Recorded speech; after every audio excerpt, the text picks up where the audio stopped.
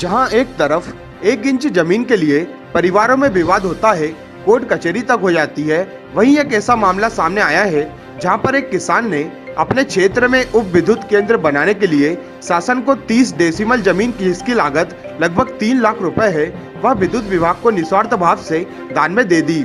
जी हां, हम बात कर रहे हैं होशंगाबाद जिले के सिवनी मालवा तहसील के अंतर्गत आने वाले बुंडारा कला के किसान और सरपंच रामकिशोर मालवी की, जिन्होंने ग्राम चोतलाय में बनने वाले उप विद्युत केंद्र के लिए अपनी जमीन दान में दे दी।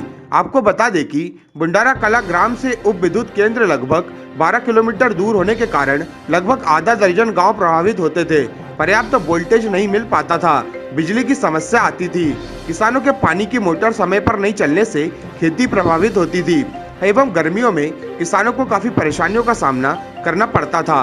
उप विद्युत केंद्र प्रस्तावित होने के बाद शासन के पास जमीन की व्यवस्था न होने के कारण उप विद्युत केंद्र बनाने में काफी दिक्कत आ रही थी, जिसको देखते हुए किसान रामकिशोर मालवी ने अपनी जमीन निस्वार्थ भाव से विद्युत विभाग को उप विद्युत केंद्र बनाने के लिए दान में दे दी, जिससे अब लगभग आधा दर्जन गांवों को पर्याप्त बिजली मिल सकेगी, वोल्टेज की कमी दूर होगी। उनके इस कार्य की सराहना पूरे क्षेत्र में हो रही है और सभी किसान उप विद्युत केंद्र बनने से काफी उत्साहित हैं। बिजली विभाग को शासकीय कोई भूमि नहीं मिल पा रही थी, काफ़ी प्रयास विभाग ने किया, तो डी साहब ने मुझको बोला कि भाई ज़मीन नहीं मिल पा रही है, तो मैंने कहा भाई अपनी है, तो मैंने कहा आप देख लें, तो उन्होंने देखा तो वो उपयुक्त पाई।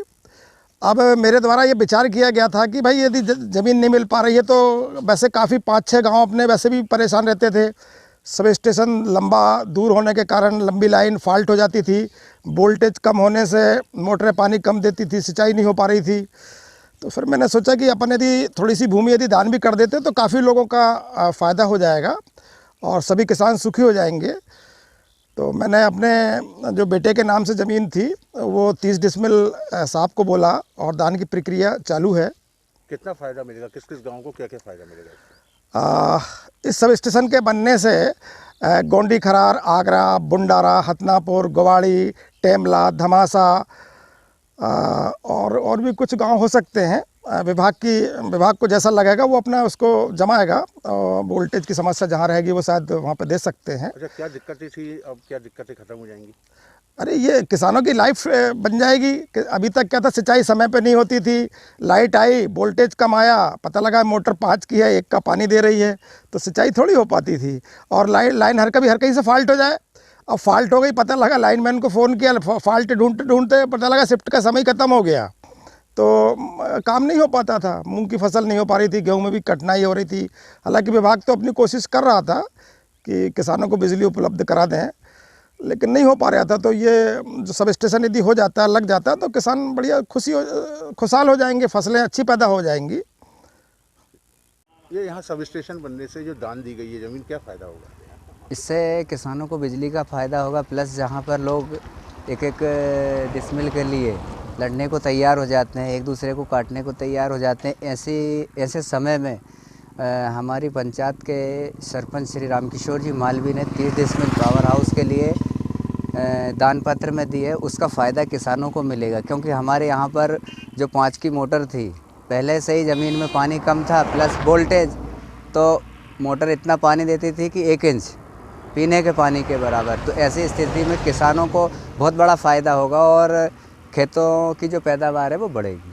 लगभग कितने गाँव प्रभावित? इसमें तो ढेर सारे गांव हैं, जैसे आधा दर्जन गांव हैं, यहाँ से लेके ग्वाड़ी, भेला, मकड़ाई, बुंडारा, गोंडी खरार, आगरा, चौतला और टेमला, मतलब यहाँ पे काफ़ी गांव हैं जो इनकी व्यवस्थाओं में बिजली के कारण सुधार होगा। इस सब स्टेशन के लिए ज़मीन दी गई है जो सरपंच जी की ओर से, क्या फ़ायदा होगा इससे? सर, इससे हमें पहले लाइन पर्याप्त नहीं मिलती थी, जो हमें धर्मकुंडी से सब स्टेशन से आती थी, और इस सब स्टेशन से हमें ये फ़ायदा होगा कि वोल्टेज पर्याप्त मिलेगा, जो लाइन बार बार फॉल्ट होती थी उन चीज़ों से मुक्ति मिल जाएगी। और करीबन आधा दर्जन इस गांव, मतलब इस बोले तो सब स्टेशन से जो गांव जुड़े हुए हैं उन्हें फ़ायदा मिलेगा, और फसल में जो नुकसान होता था, पानी नहीं मिलना पाता था, वो पर्याप्त मिल पाएगा, और बिजली व्यवस्था सुधर जाएगी और बढ़िया बिजली भी पर्याप्त मिलेगी, वोल्टेज पर्याप्त आएगा।